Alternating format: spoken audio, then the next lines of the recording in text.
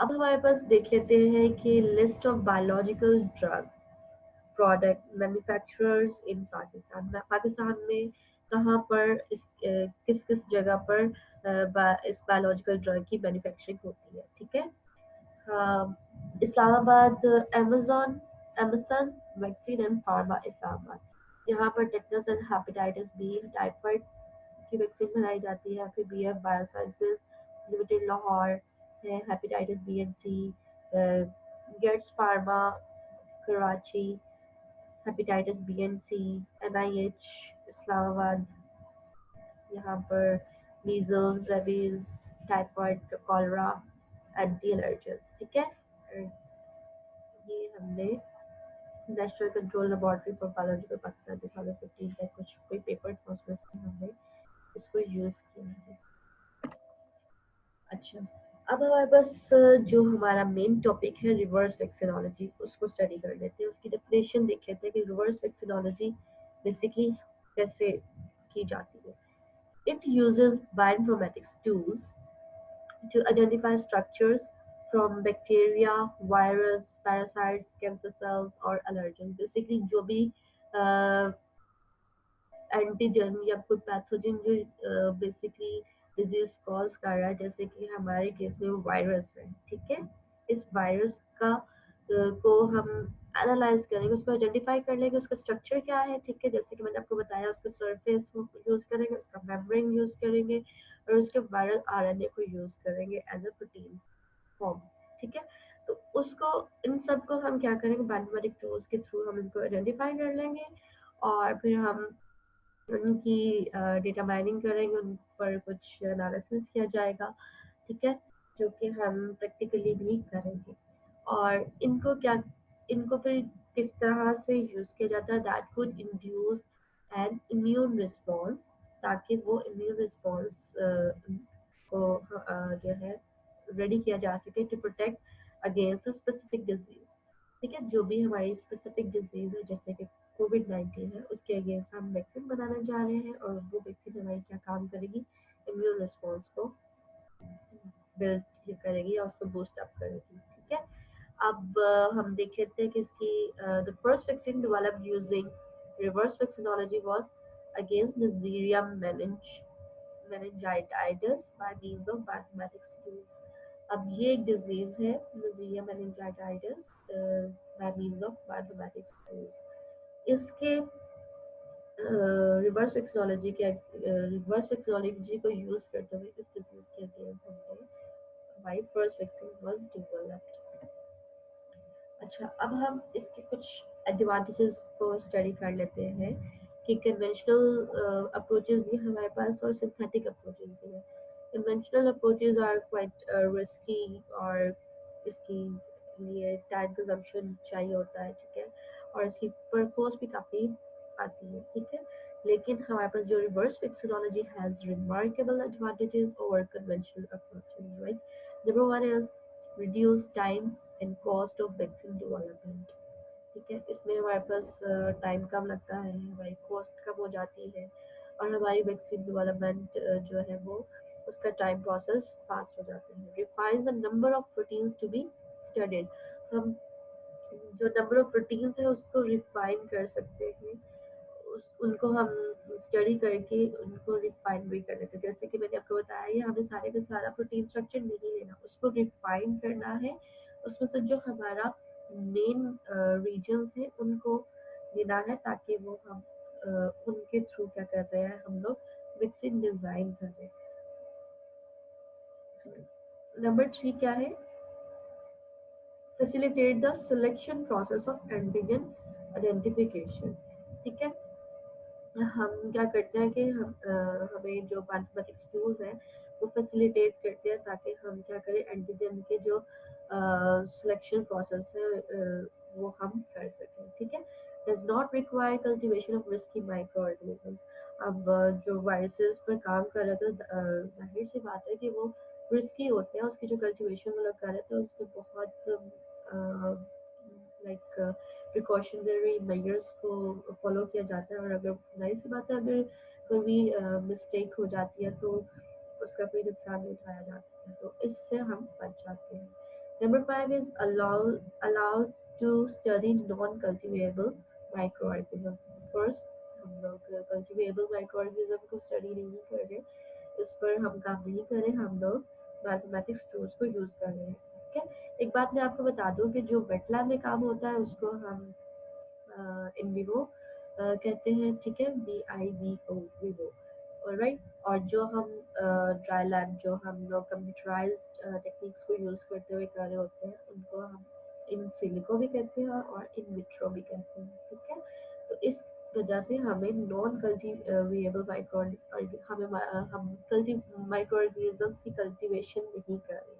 ठीक है, हम लोग इसकी डिज़ाइन करेंगे, हम इसकी मॉलिक्यूलर डायनामिक सिमुलेशन करेंगे और हम उसके डिज़ाइन को देखेंगे, स्टडी करेंगे while using theoretical literatures, right? Number 6 is we can start from just the genome sequence to develop a vaccine. हम लोग स्ट्रेट अवे स्टार्ट कर देते हैं, जो वायरस का सीक्वेंस है उसको यूज करते हैं, उसको क्या कहते हैं, हम उसमें से सिलेक्शन करेंगे जो हमारा मेन टारगेट है। और आप सबको पता होना चाहिए कि हमने पिछले लेक्चर में एपिटॉप्स पढ़े थे। ठीक है, और उन एपिटॉप्स में हमने स्टडी किया था कि जो एंटीजन का एक मेजर पार्ट होता है जिसको हम एपिटॉप कहते हैं, हमारी जो immune system antibodies discover body sorry antibodies को बना रहा होता है, उन एंटीबॉडीज पर जो जब यहाँ पर हम बात कर रहे थे एपिटॉप्स की कि पिछले लेक्चर में जब हमने एपिटॉप्स के बारे में पढ़ा था, तो एपिटॉप्स क्या है कि it is the special regions of the antigens, right? Antigens can be our virus, that is SARS-CoV-2 in our case. ठीक है, अब वो SARS-CoV-2 का जो जो बेसिकली हम इसको एंटीजन कह रहे हैं और उस एंटीजन का special region is called epitope. अब वो एपिटॉप्स हमने प्रिडिक्ट करने हैं and we will use these epitopes for to construct our vaccine. Okay, again हम बात कर लेते हैं एंटीजन की एंड एपिटॉप की।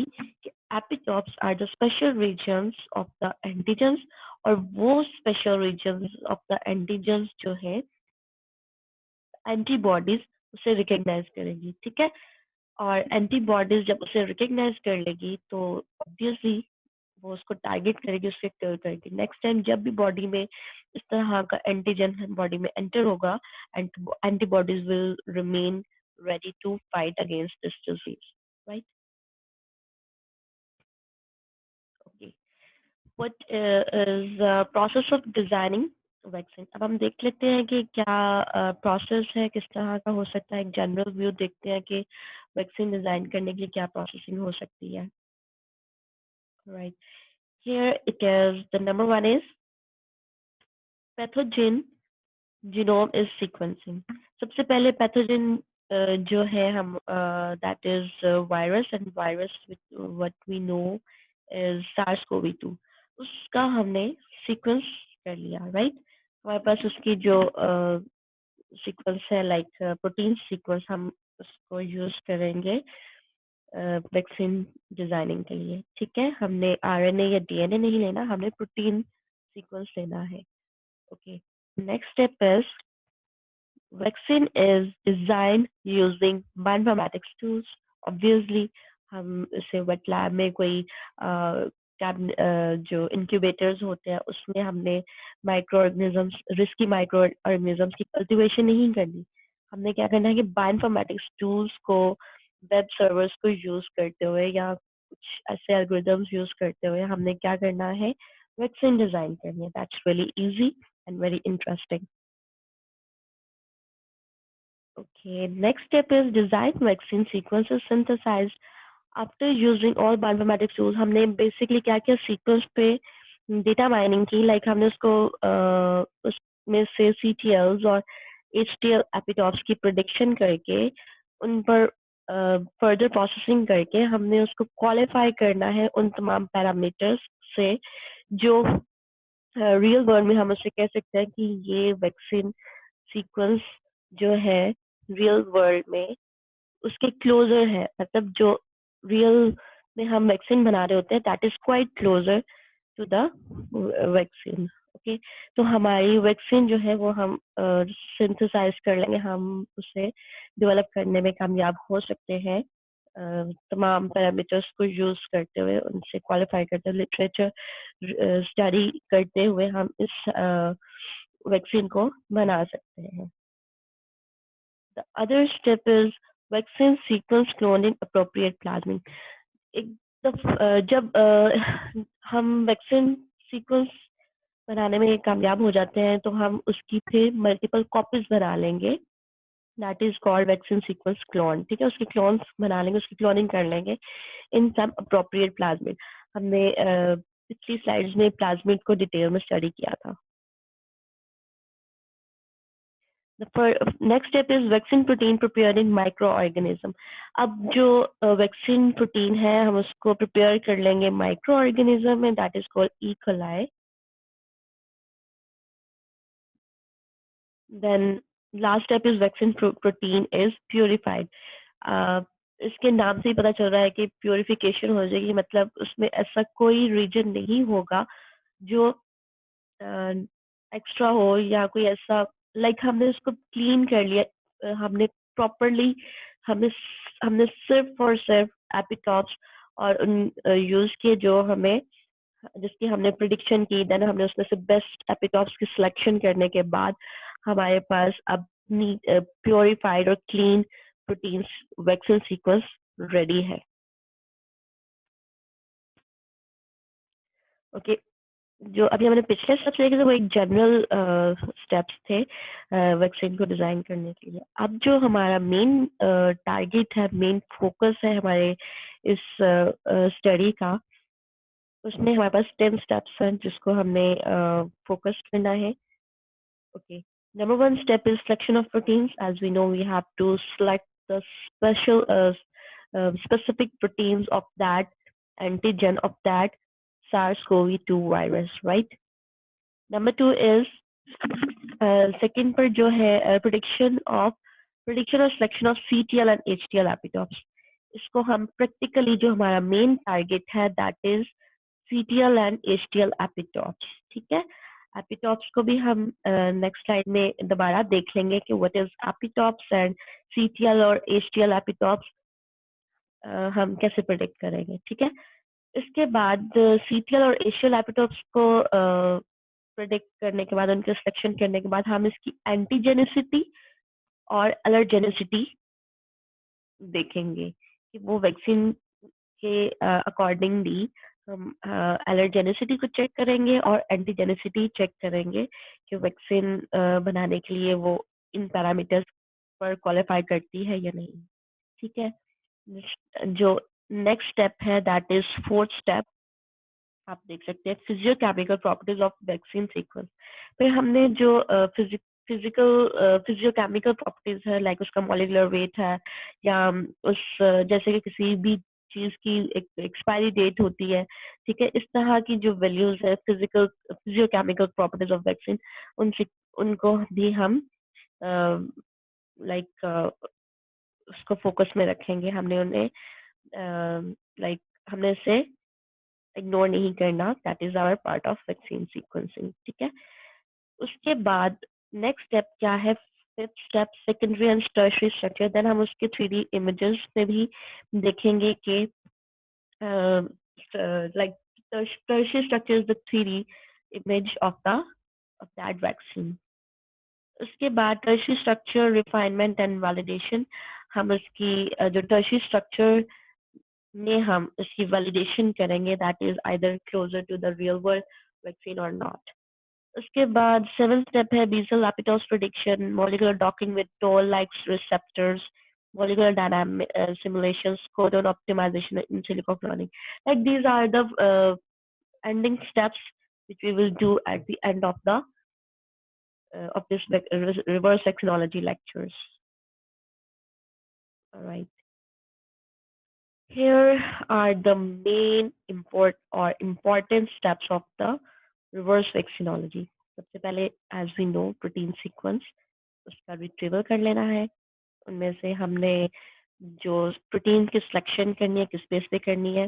और मैंने आपको बताया था कि हमारे पास एक जो सार्स कोवी 2 का surface protein, membrane protein and then उसका वायरल जीनोम जो है उसका, उसमें से भी हमने प्रोटीन जो सब यूनिट्स है, प्रोटीन स्ट्रक्चर हमने सिलेक्ट कर लेने हैं फॉर आवर वैक्सीन, राइट।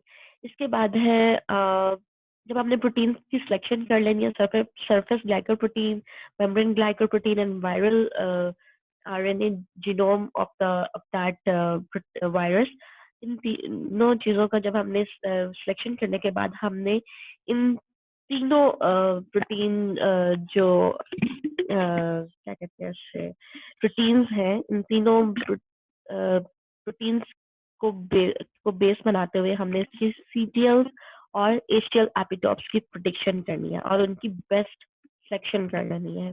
जब हम प्रैक्टिकली इसको करेंगे तो हम इसको ज्यादा अंडरस्टैंड कर सकते हैं, ठीक है। अब यहाँ पर देखिए, सीटीएल एपिटॉप्स और HTL epitopes are the main points, ठीक है। हमने सीटीएल एपिटॉप्स किसे कह रहे हैं और HTL epitopes basically cytotoxic T lymphocytes, helper T lymphocytes. अच्छा, जो एचटीएल और सीटीएल है, ये दोनों क्या काम कर रहे हैं कि इम्यून सिस्टम के रिस्पॉन्स को एक्टिव करते हैं, ठीक है। अब यहाँ पर नेक्स्ट स्टेप में देखिए जरा एपिटॉप को दोबारा से स्टडी कर लेते हैं कि epitopes are the special part of the antigen recognized by the immune system, ठीक है। इम्यून सिस्टम हमारा एंटीबॉडीज की क्रिएशन करता है, एंटीबॉडीज को एज अ आर्मी क्रिएट करता है, ठीक है, ताकि वो जो आने वाली एंटीजन्स हैं, जो भी जर्म्स हैं, डिजीजेस हैं, उनके अगेंस्ट क्या कर सके, फाइट कर सके, ठीक है। तो अब आप यहाँ पर देखिए जो वाई शेप में है that is called antibodies, antibodies की वाई शेप होती है और ये एंटीजन है, ठीक है। This is might be an antigen. इसमें से जो ये ब्लैक हाईलाइटेड पोर्शन है that is called epitope, where we can say हमारे जो एचटीएल और सीटीएल एपिटॉप्स है, हमने उनका सिलेक्शन कर लेना है। उनको जो हमारे कुछ पैरामीटर्स है, एंटीजेनिसिटी, एलर्जेनिसिटी और टॉक्सिसिटी, हम जब प्रैक्टिकली करेंगे इसको मतलब अंडरस्टैंड कर सकेंगे कि व्हाट इट इज, राइट। अभी हम बस यहाँ पर थ्योरेटिकली ये देख सकते हैं कि एपिटॉप्स का ये रीजन हमने सिलेक्ट करना है, हमें सारे का सारा एंटीजन नहीं चाहिए, राइट।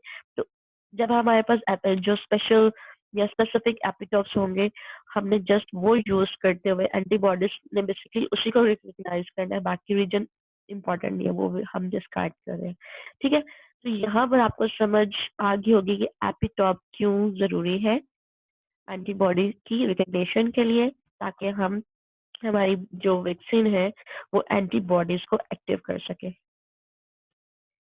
अब है प्रैक्टिकल फ्रेमवर्क, हम देखते हैं क्या है।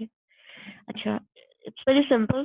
एक फ्लो चार्ट में जरा देख लेते हैं कि दोबारा से उन्हीं स्टेप्स को हम रिपीट कर लेते हैं कि retrieval of proteome, proteome basically is the study of proteins. तो हमने स्ट्रक्चरल जो वायरस का जो स्ट्रक्चरल प्रोटीन है हमने उसको रिट्रीव करना है, ठीक है। Surface protein, surface glycoprotein of SARS CoV 2, ठीक है। फिर उसके बाद है मेम्ब्रेन, उसके बाद है हमारा वायरल जीनोम।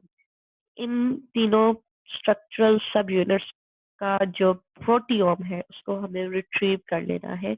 वो हम कहाँ से कर सकते हैं, एनसीबीआर से या यूनिप्रॉट से।